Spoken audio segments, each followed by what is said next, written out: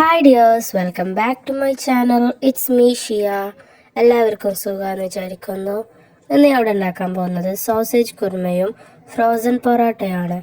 ഇത് സോസേജ് കുർമ ഉണ്ടാക്കാനുള്ള ഇൻഗ്രീഡിയൻസ് ആണ്, അതിൻ്റെ സ്പൈസസും. പോട്ട് ചൂടായിട്ടുണ്ട്, അതിലേക്ക് ഞാൻ വെളിച്ചെണ്ണയാണ് ഒഴിച്ചു കൊടുക്കുന്നത്. അതിൻ്റെ കൂടെ തന്നെ ഞാൻ ഉള്ളിയും ഇട്ട് കൊടുക്കുന്നുണ്ട്. ഉള്ളി വേഗം വഴണ്ടി കിട്ടാൻ വേണ്ടിയിട്ട് ഞാൻ അതിൻ്റെ മേലെ കുറച്ച് ഉപ്പും ഇട്ട് കൊടുക്കുന്നുണ്ട്.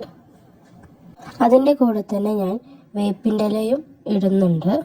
ഉള്ളി ഇവിടെ റെഡി ആയിട്ടുണ്ട്. ഇതിലേക്ക് ഞാൻ ഇഞ്ചിയും വെളുത്തുള്ളിയും പേസ്റ്റാണ് മിക്സ് ചെയ്ത് കൊടുക്കുന്നത്.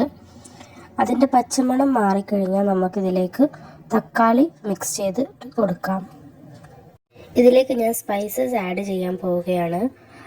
മല്ലിപ്പൊടി, മുളക് പൊടി, മഞ്ഞൾപ്പൊടി, ഗരം മസാല, കുരുമുളക് പൊടി, ഇതെല്ലാം മിക്സ് ചെയ്തതിൻ്റെ ശേഷം ഞാൻ ഇതിൽ നിന്ന് കുറച്ച് മസാല മാറ്റി വെക്കുന്നുണ്ട്. അതെന്തിനാന്നുള്ളത് ഞാൻ ലാസ്റ്റ് പറഞ്ഞു തരാം. അതിലേക്ക് ഞാൻ ചൂടുള്ള വെള്ളം മിക്സ് ചെയ്യുന്നുണ്ട്.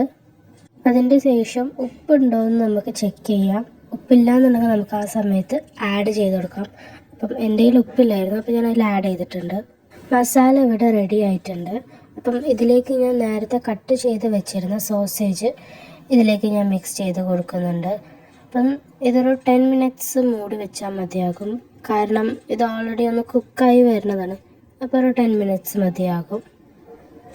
ഞാനിവിടെ നേരത്തെ മാറ്റി വെച്ച മസാല ഗ്രൈൻഡറിലിട്ട് അരച്ചിട്ട് മിക്സ് ചെയ്ത് കൊടുക്കുന്നുണ്ട്. ഇത് കറി ഒന്ന് കട്ടിയാകാനാണ്. കറി കട്ടി വേണ്ടാത്ത ആൾക്കാർക്ക് ഇത് മിക്സ് ചെയ്ത് കൊടുക്കേണ്ട ആവശ്യമുള്ളതല്ല. സാധാരണ കുറുമക്കറിക്ക് തേങ്ങ മിക്സ് ചെയ്യാറുണ്ട്, പക്ഷേ ഇത് ഞാൻ തേങ്ങ മിക്സ് ചെയ്യാതെ ഉണ്ടാക്കിയ കുറുമക്കറിയാണ്. അതിലേക്ക് ലാസ്റ്റ് മല്ലിച്ചപ്പും വേപ്പിൻ്റെ ഇലയും ഇട്ട് കൊടുക്കാം. ലാസ്റ്റ് കറിൻ്റെ മേലെ വെളിച്ചെണ്ണയോ നെയ്യോ നമുക്ക് ഒഴിച്ചു കൊടുക്കാം. ഇത് ഓപ്ഷണലാണ്. ഇതിൻ്റെ കൂടെ ഇന്ന് ഞാൻ കഴിക്കാൻ എടുത്തിരിക്കുന്നത് നെല്ലറൻ്റെ ഫ്രോസൺ പൊറാട്ടയാണ്. ഏത് കടിക്കും ഈ കറി കഴിക്കാം.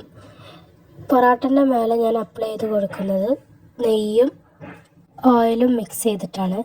പാനിൽ നിന്ന് മറിച്ചിട്ട് കിട്ടാൻ വേണ്ടിയിട്ട് കുറച്ച് അപ്ലൈ ചെയ്യുന്നുള്ളൂ. പൊറാട്ട റെഡി ആയിക്കണം. പൊറാട്ട ചൂടോട് കടിച്ചു കഴിഞ്ഞാൽ നമുക്ക് നല്ല സോഫ്റ്റായിട്ട് കിട്ടും. പക്ഷെ എന്നെക്കൂടി ഈ ചൂടിൽ അടിക്കാൻ പറ്റാത്തതുകൊണ്ട് ഞാനിവിടെ അടിക്കണില്ല.